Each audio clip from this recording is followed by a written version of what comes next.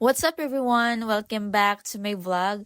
So today is something new for me because this is my first time attending the Awana Children's Ministry Seminar. And honestly, this feels like a stepping stone in my journey as a newly Christian. To be completely honest with you, hindi talaga ako mahilig sa mga bata. So when I found out that this would be a children's ministry seminar, I hesitated. But I also believe that growth happens when we step outside our comfort zone. So as I pack my things, I'm also preparing my heart, ready to learn, ready to grow, and ready to trust God in this new journey. And let's see what God wants to teach me through this experience. Pagdating namin sa venue, binati muna namin ang mga ibang participants from different churches.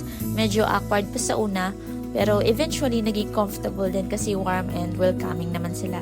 So after nun, sabay-sabay kaming nag-breakfast. Habang kumakain, may mga small talks, catching up, and introductions. Nakakatuwa kasi kahit bago lang kami sa isa't isa, parang ang dali lang mag-connect. Yung mga kasama ko rin sila yung mga kilala ko kaya mas naging relaxed ko. While those moments were happening, I started to feel more at ease. Hindi na ganun ka-awkward tulad ng inakala ko. As the seminar started, I realized na maraming tao dito ang may parehong goal to learn how to serve children and help them know Christ. And at that moment, I started thinking, maybe this seminar isn't really about how much I like kids. Maybe it's about learning how to love the people God loves. Because by God's grace, we were able to implement the program in such a way na it has created a noise sa bilog na talaga na barangay, no? Sobra siya ng mga kabataan, One of the first things that struck me was how important children's ministry really is. Before this seminar, I thought children's ministry was simply babysitting while adults attended church. But I learned that it's much deeper than that. Children are not just the future of the church, they are already part of the church today. And the values, lessons, and truths they learn at a young age can stay with them for the rest of their lives. That realization made me appreciate children's ministry more than I ever did before.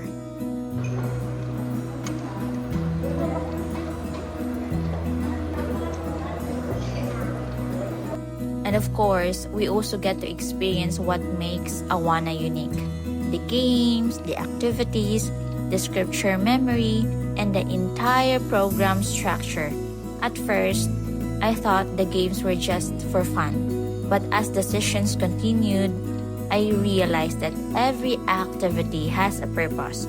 Everything is designed to help children enjoy learning God's Word. And honestly, seeing how organized everything was made me appreciate the ministry even more.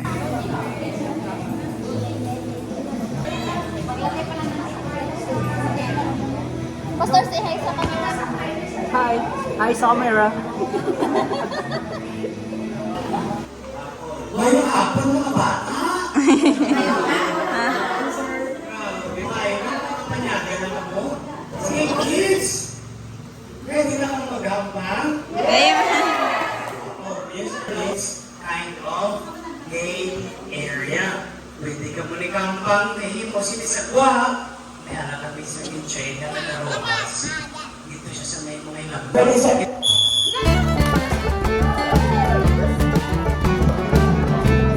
cheer, cheer, cheer! Who's good? Ano na to? Set?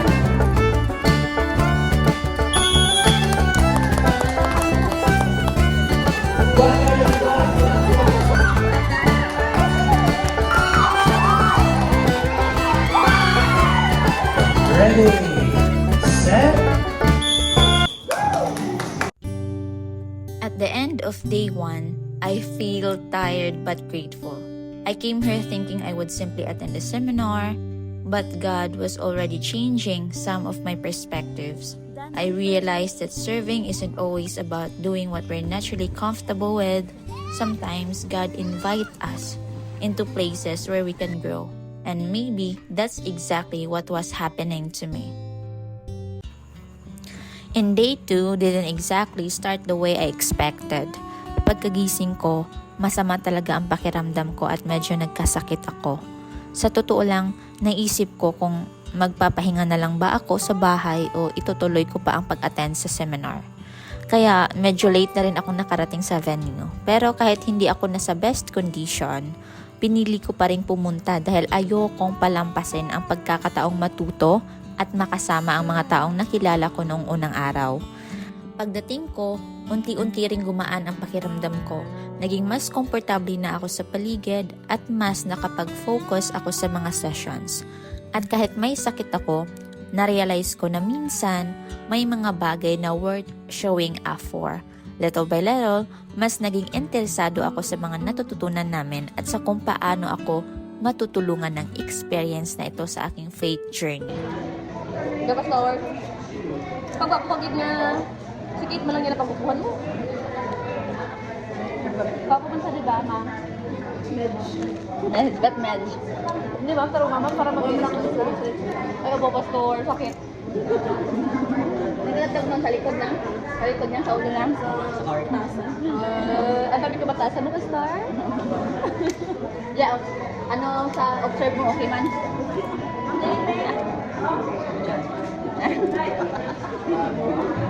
Pili mo tayo ng bangko pa mo na. Diba kayo man sa kay pastor? Don't ask questions. May answer or Yes or no? may chance.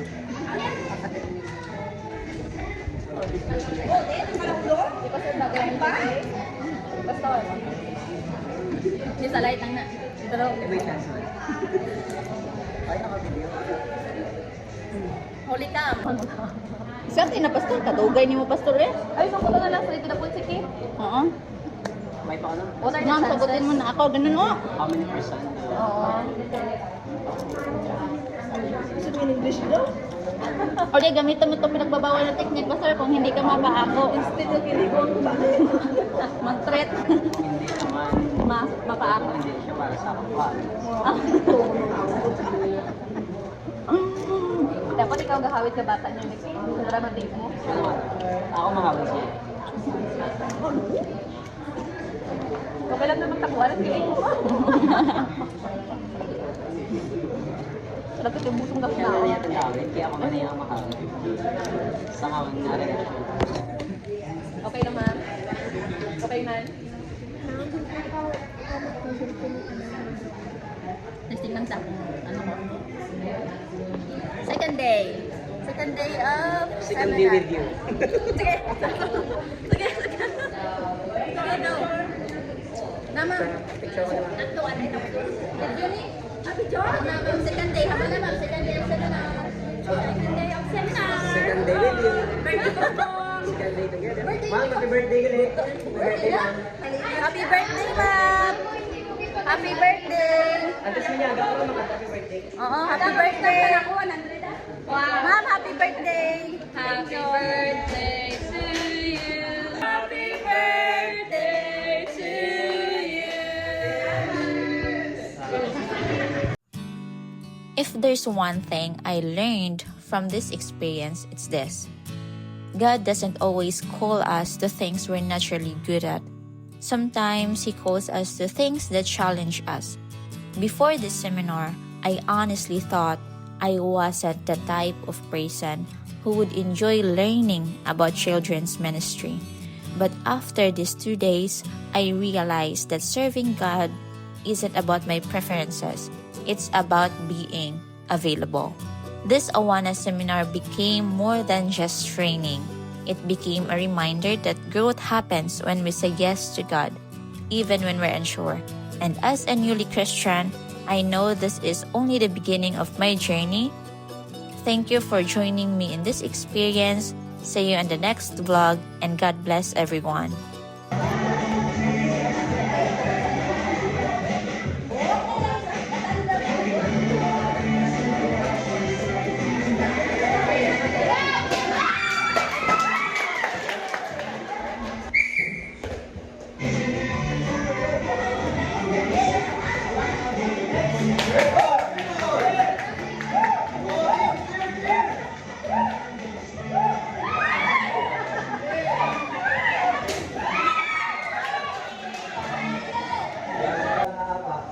Okay? Already now? Ready?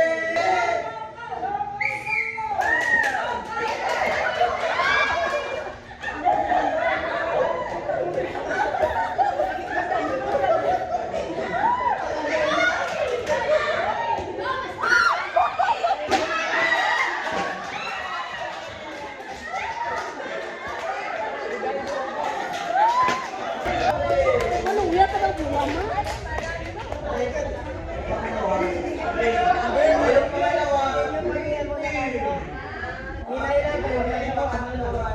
Nasa labas tayo ng circle na puti. Okay? Nasa labas lang tayo. Okay, ako. Okay.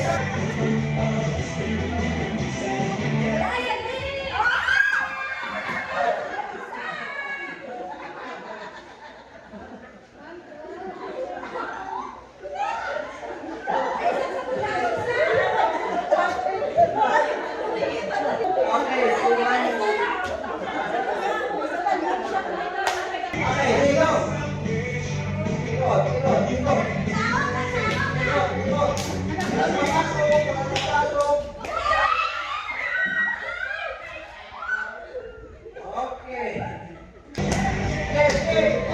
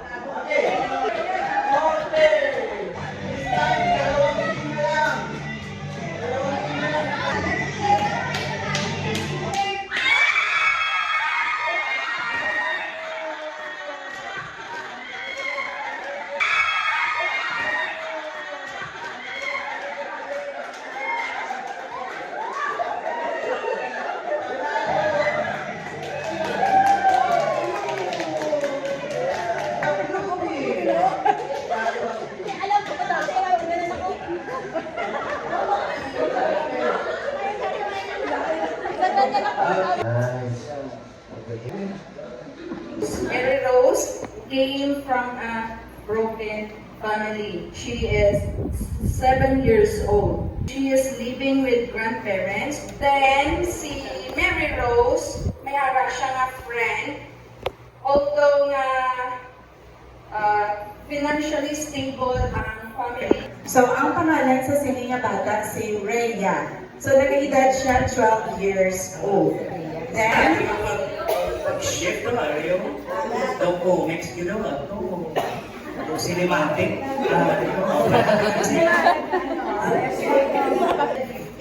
ako na ano may lang, kung matagal ko ano, delikado.